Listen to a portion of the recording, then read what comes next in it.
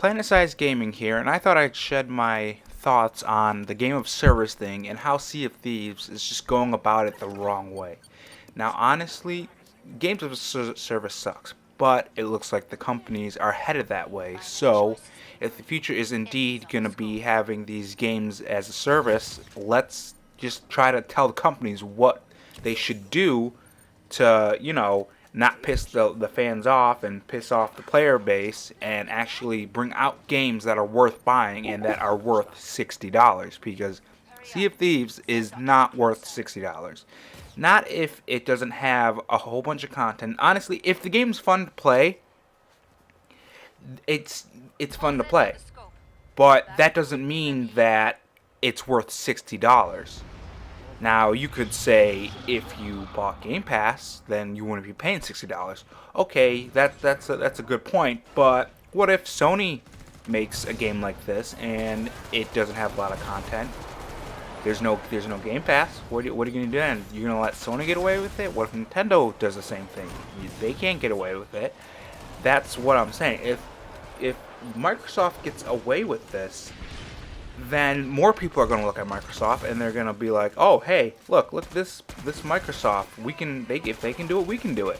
And then they're just going to get a whole bunch of games that are released that are not going to have a lot of content. So, I'm going to tell just three things that they could do to actually, help and actually bring the game to its full potential while still giving content in return after launch.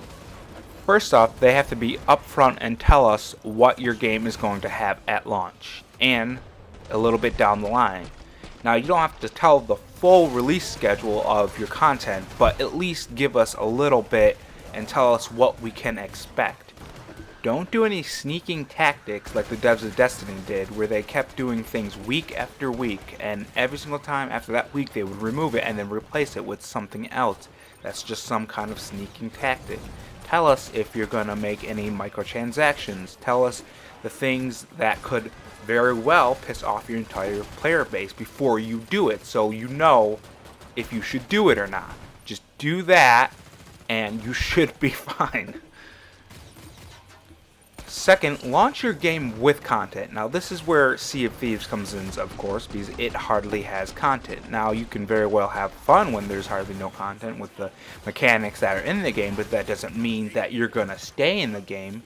Okay, that you're not the only one who plays this game. A lot of people play MMOs and MMO Lights because it has content, but this game does not have a lot of content. It has a couple missions, very little customization, something that Sea of Thieves depends on, and that's just not gonna cut it. They need to add a lot more things. I don't know what, maybe some more mission variety, more customization, maybe raids, instances, something that will keep the players invested in the game.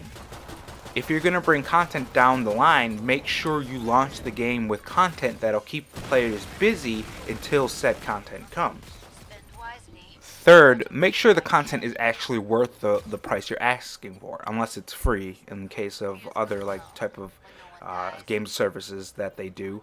But if it's not free and you're asking for a price, don't half-ass the content.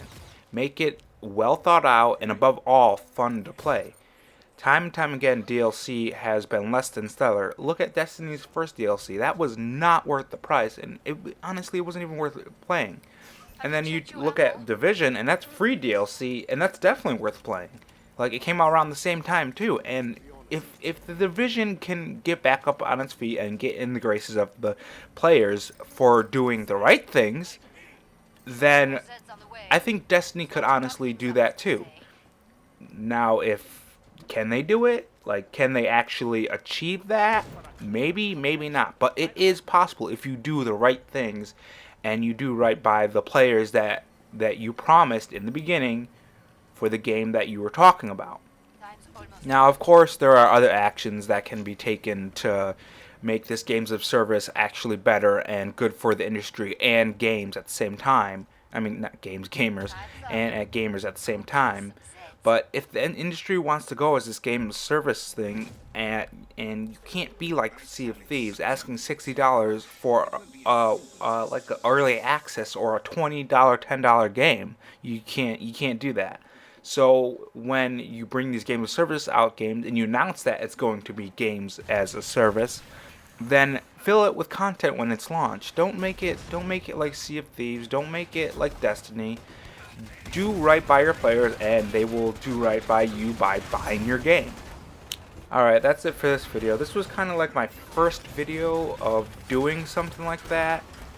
Doing something like this, so it was kind of a little, honestly, off the fly and kind of not half-assed, but just putting out my thoughts into videos. So if you like what you see, hit that subscribe button. I'll probably do more videos like this, maybe thoughts on other things. I know E3 is coming around, so I'll probably give thoughts on what's coming out of E3 and all that kind of stuff. So if you like to follow people who talk about games and talk about gaming news that comes out, hit that subscribe button and you'll see some more content from me.